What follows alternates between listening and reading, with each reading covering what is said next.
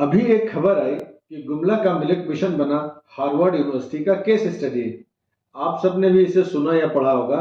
आज हम इसी पर चर्चा करेंगे। पर इससे पहले जो लोग गुमला नाम से परिचित नहीं हैं, उन्हें गुमला के बारे में बता देते हैं, और जो मिलेट नहीं समझते हैं उन्हें मिलेट से अवगत करा देते हैं। तो गुमला है कहाँ? ये झारखंड की राजधानी रांची से करीब 100 किलोमीटर दूर झारखंड का ही एक जिला है, जो बेहद गरीबी और नक्सली घुसपैठ के लिए जाना जाता है। अब मिलेट्स किसे कहते हैं?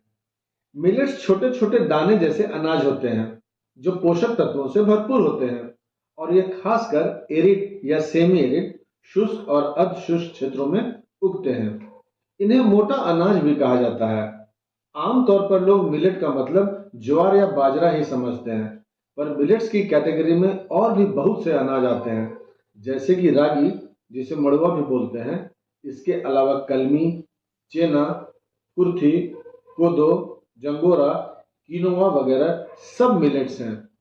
बाजरा को पर्ल मिलेट, ज्वार को सोरगम, कोदो को कोदो मिलेट और रागी को फिंगर मिलेट कहते हैं। आखिर मिलेट्स पर बात क्यों हो रही है? इसके बेनिफिट्स क्या हैं? मिलेट्स यानी मोटे अनाज होते तो गेहूं, चावल और जौ जैसे ही हैं, पर इनमें विटामिन, मिनरल्स, फाइबर्स, आयरन और प्रोटीन के साथ कई पोषक तत्व मौजूद होते हैं, जो इसे संतुलित पोषण के लिए एक हेल्दी चॉइस बनाते हैं।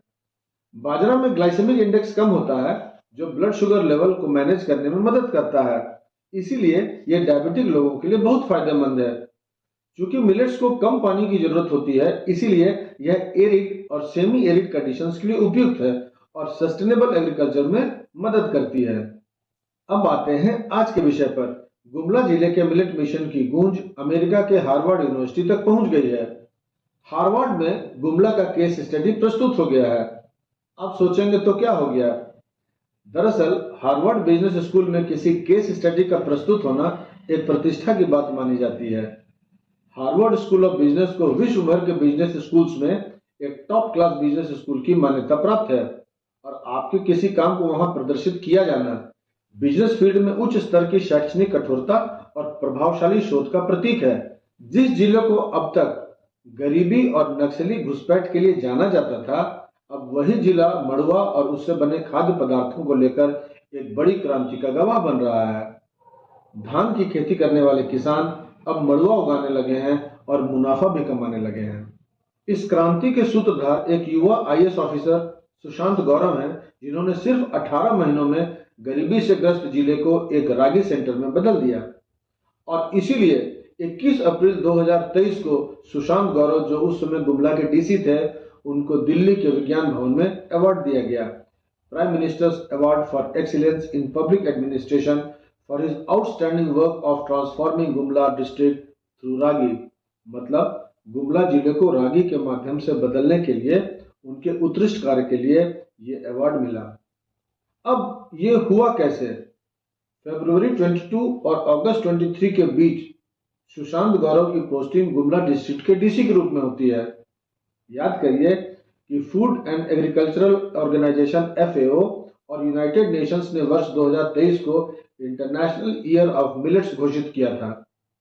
भारत में भी इसको लेकर तैयारियां चल रही थी।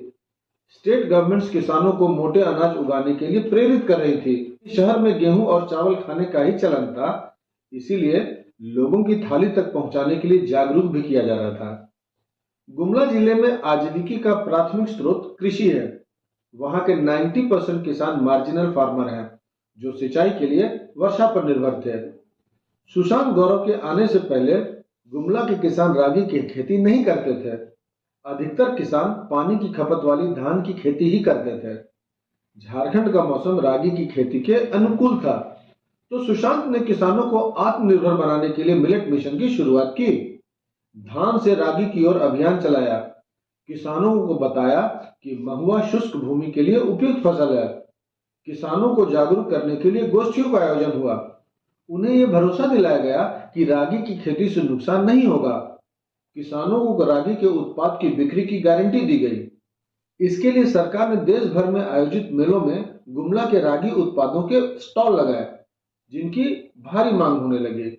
गुमला के तत्कालीन जिला कृषि पदाधिकारी बताते हैं कि डीसी के इंस्ट्रक्शंस पर उन लोगों ने काम करना शुरू किया। जिले ने नेशनल सीड कॉरपोरेशन से क्वालिटी सीड्स खरीदे। केवल 18 महीने में रागी की खेती 1300 एकड़ से बढ़कर 30,000 एकड़ तक फैल गई। इसके बाद जिले में प्रोसेसिंग यूनिट्स लगाई गई, जिसमें महिलाओं को जोड़ा गया।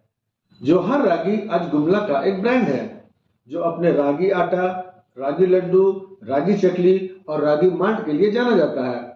जौहर रागी ब्रांड के अंतर्गत हर दिन 1 टन रागी का आटा, 300 पैकेट रागी के लड्डू और 200 पैकेट रागी के नमकीन का उत्पादन किया जाता है।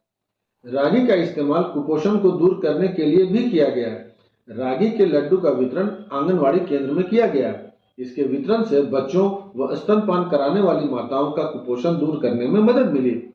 आंगनवाड़ियों में स्वास्थ्य जांच इकाइयां शुरू की गई। इससे महिलाओं के स्वास्थ्य में बदलाव दिखा। तो इस तरह रागी की खेती से न केवल किसानों की आर्थिक स्थिति में सुधार हुआ, बल्कि कुपोषण के अभिशाप से भी जिला को छुटकारा दिलाने में मदद मिली।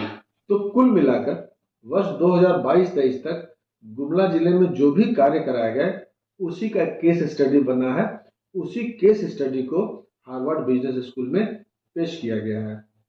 तो अभी इजाजत दीजिए, अब मिलते हैं अगले वीडियो में किसी और टॉपिक के साथ। तब तक अपना ख्याल रखें। जय हिंद।